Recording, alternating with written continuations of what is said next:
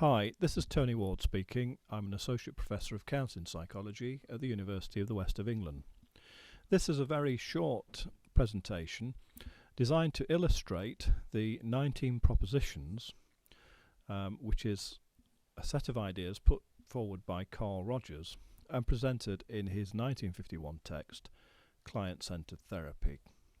So the 19 propositions is a set of ideas which define Rogers' theory of personality to support his theory of client-centered therapy.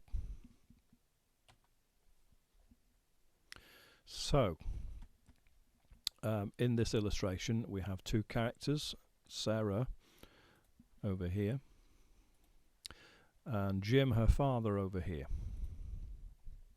And so her father is out in the external world, in this perceptual field, and her father makes statements such as,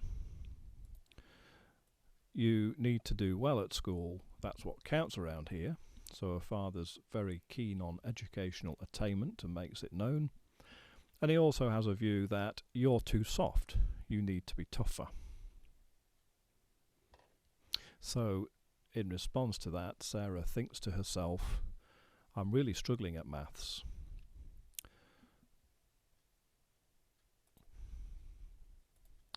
I must be a really worthless person.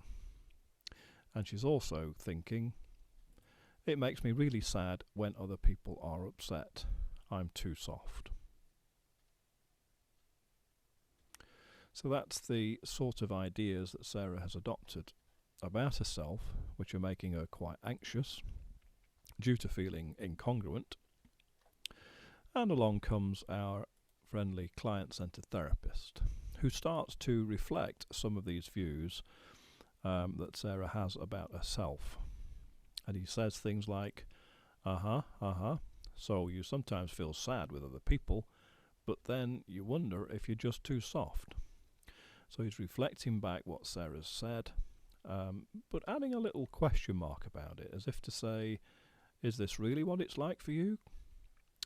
And in response to that, Sarah starts to question some of these thoughts about herself. They become a bit weakened, and she starts to question them. So the client-centered therapist continues.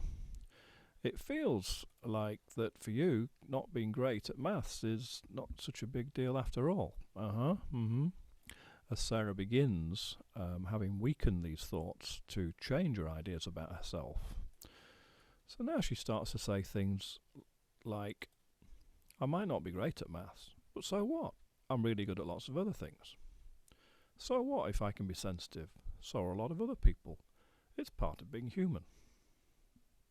So she's starting to change and move towards her real self instead of the artificial self that she had constructed by taking in messages from the perceptual field.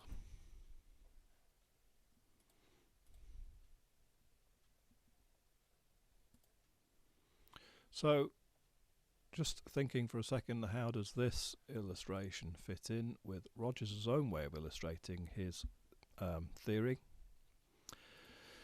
So here we can see the state that Sarah was in initially, where her true self, represented by the blue circle, is very separate and different to the constructed self that she has constructed by taking in messages from the perceptual field. And so the true self here is very discrepant to the constructed self.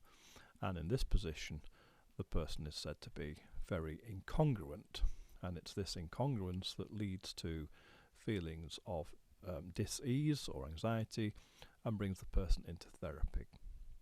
And by exploring their thoughts in therapy and starting to realize where they stand in their true selves, clients can gradually bring together the constructed self and the true self and reduce their levels of incongruence. Thank you.